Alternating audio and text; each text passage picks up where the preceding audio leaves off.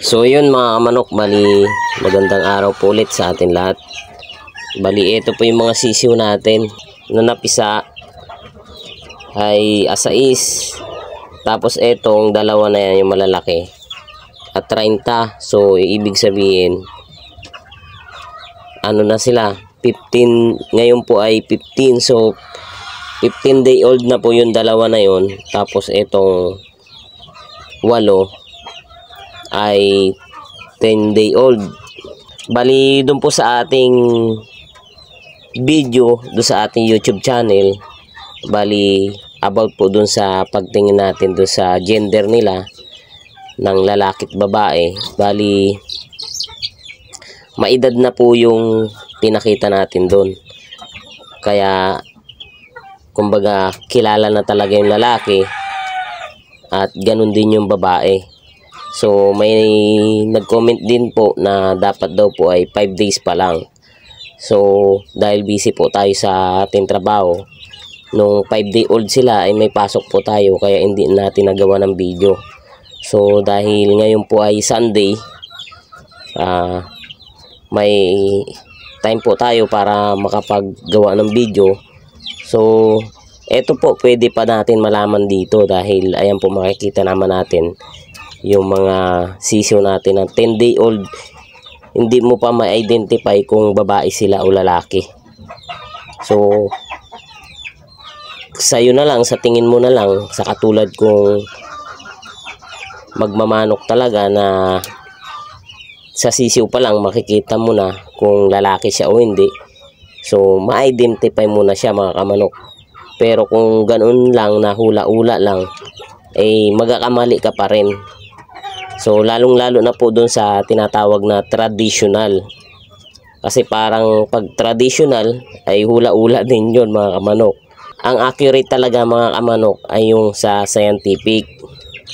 So bibigyan muna natin sila ng patuka para maglapitan sila. At ayan o. So yung sa traditional mga kamanok, ayan o. Kilala mo naman agad siya pag ganito na. So 15 days old pag lalaki at pula. Ayan o.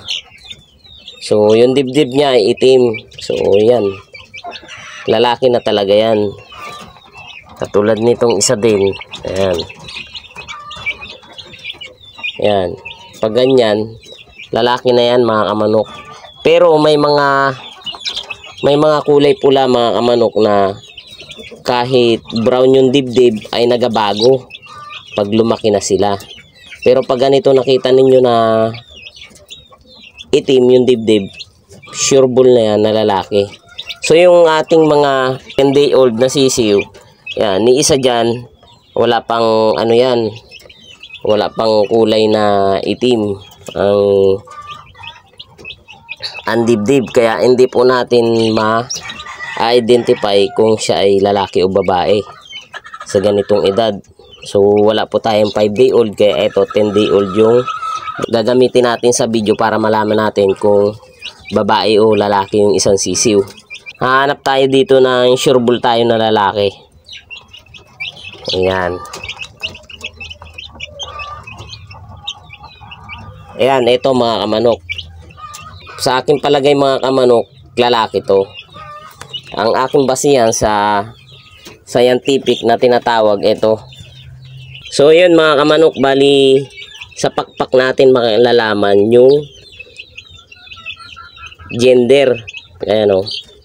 So maiksi at mahaba. Ito yung primary na tinatawag mga kamanok. Yung primary. Ito naman yung secondary. So pag mga 5 day old hanggang 10 day old ganito, ayan, makikita nyo na maikli ito at mahaba yung, ito yung secondary, ito yung primary. So dapat pag binulat-lat ninyo yan, hindi parang pamaypay. So pag pantayan na parang pamaypay pa ganyan, babae yan. So pag maikli itong secondary at mahaba itong primary, panigurado lalaki yan mga kamanok.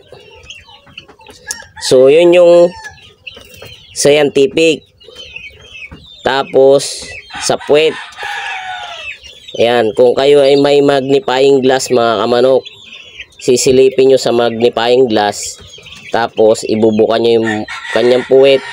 Pag nakita ninyo na may kuntil yung puwit niya, lalaki yun, pero pag biyak, babae. So accurate yun mga kamanok.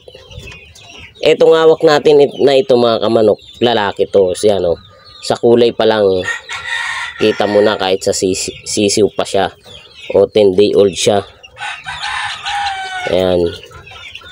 So hanap tayo ng babae. Ayan, makikita naman natin, makikilatis natin sa mga sisiw kung babae siya.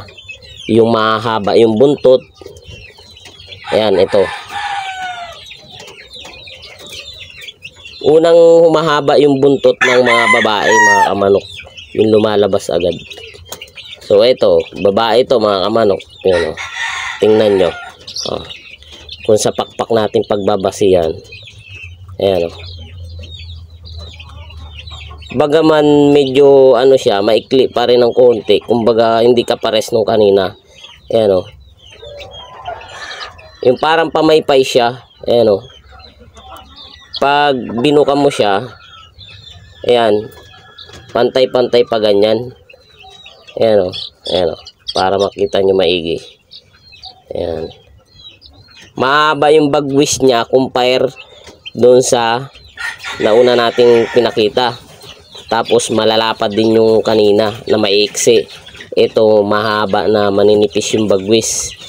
Ito yung primary, ito yung secondary. Pag ginanya natin siya, ayan, oh, parang pamaypay. Ayan, pantay na pantay pa ganyan. Oh. So pag dyan po tayo magbabase sa tinatawag na scientific. So yan po yun. Tapos yun sa puwet na sinasabi ko. So yun sa dibdib, ayan, wala naman. Ito babae ito mga kamanok. Ayun, sa palong hindi natin malalaman dahil pare-pareha sila, maliliit ang palong. May iba naman din na malalaki yung palong o makakapal. So pag makapal yung palong, lalaki yan. So yun mga kamanok, ganun yung pagtingin ng kung paano yung malalaman natin sa sisiw pa lang. Pero yun nga, sa traditional, yung tinatawag, tinitiyaya, binibitin, so yung ganong yung ganong pamamaraan traditional is hindi accurate. Mas maganda talaga yung scientific, mas accurate yun.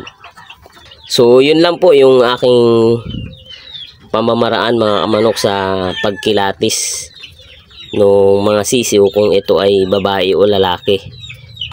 So yun mga kamanok, maraming salamat po sa panonood. Sana po ay nakapagbigay po ako sa inyo ng konting kaalaman at impormasyon sa pagtingin ng lalaki at babae sa mga 10-day old na sisiw na kagaya nito.